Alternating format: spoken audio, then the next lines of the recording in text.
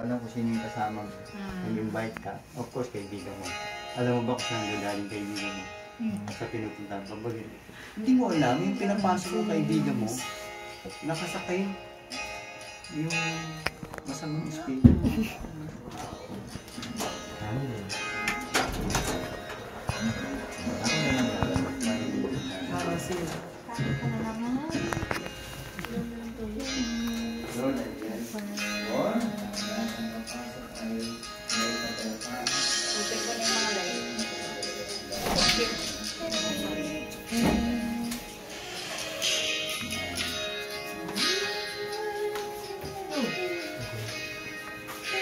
Kaya ang tahanan ay hindi ginagamit tong ano lalo sa mag-asawa, hindi ginagamit gagawing tambayan o what we do in outside.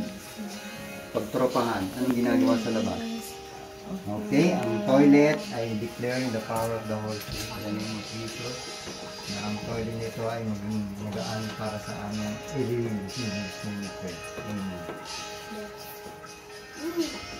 Ito yung bathroom. Okay, the name of Jesus, declare the power of the Holy Spirit. Lord, ang banyo ito ay maging relaxing, maging malinis ang aming katawan sa mga bagay na hinanda mo ng Jesus nito.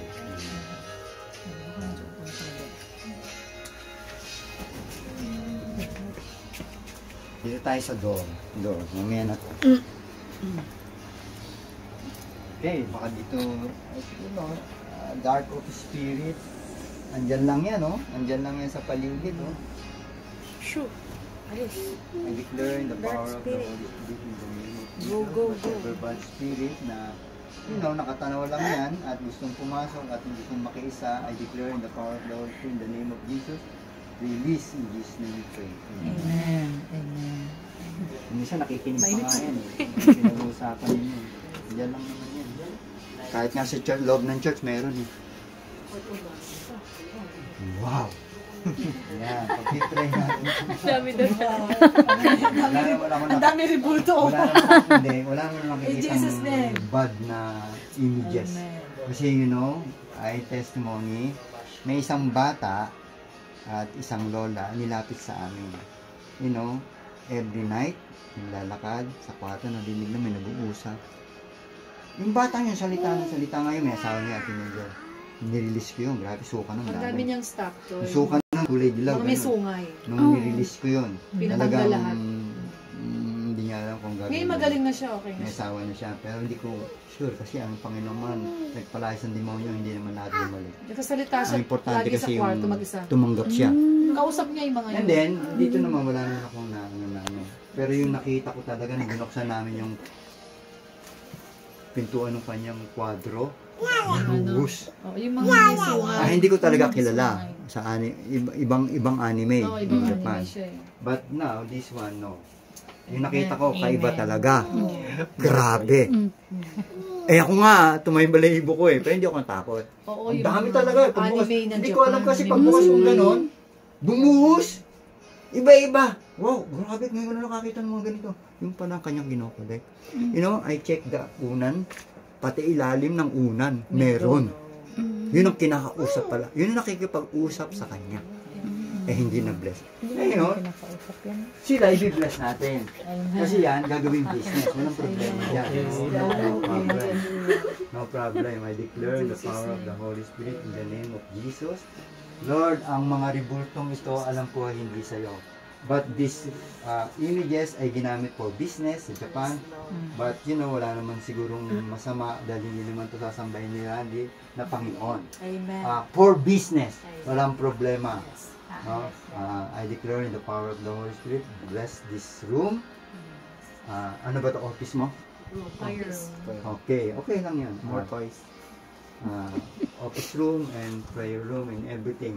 To think, maganda yung isip ko, yarikata for business and everything na mapag-grow. Wala namang problema dyan kasi mapapalitan, iba-iba and anything. Huwag lang siya magpapasok ng mga bagay na parang word. In Jesus' name we pray. Amen. Ito yung tanggapan. Okay? And then doon ang I declare in the power of the Holy Spirit in the name of Jesus, lahat ng uupo at tatanggap ng bisita in anything, merong kapayapaan at malinis na pag-iisip at malinis na puso.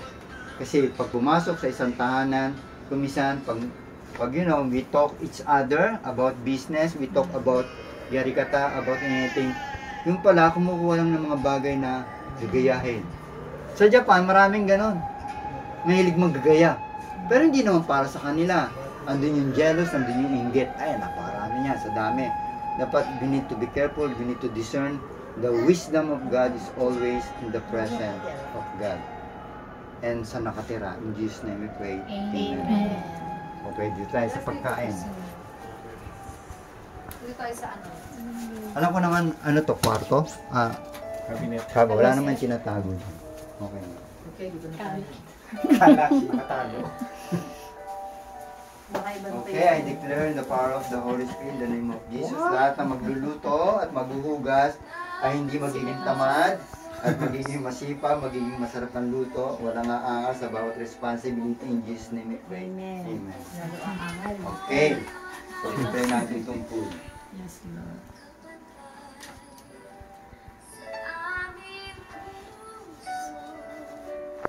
God supply in everything sa bawat isa sa inyong kamay na pinagpaguran. Ang paghahanda ay hindi naman kinuwala. Of course, nanggaling sa hirap, pagod in everything. I bless this food to give us strength in our body. Lord, ang nagluto nito, alam ko si Princess ay maging magaan sa puso niya at maging masaya. Dahil ilalabas niya yung biyaya at muli mong ibabalik. Of course, sa isang kay Randy, nag-support, maganda yung kanyang support, o ano man tawag niya kay Princess. Wow, nagluluto siya, sarap. Mga ganon yung lift up. Kasi pagod, mahirap magluto Of course, the husband, kung isang darating lang, kami, Magtatanong, ano ulam? Okay, sarap. Pag sa paningin ng isang lalaki ay okay lang, hindi sabihin hindi masarap. Pangit yun. We need to lift up.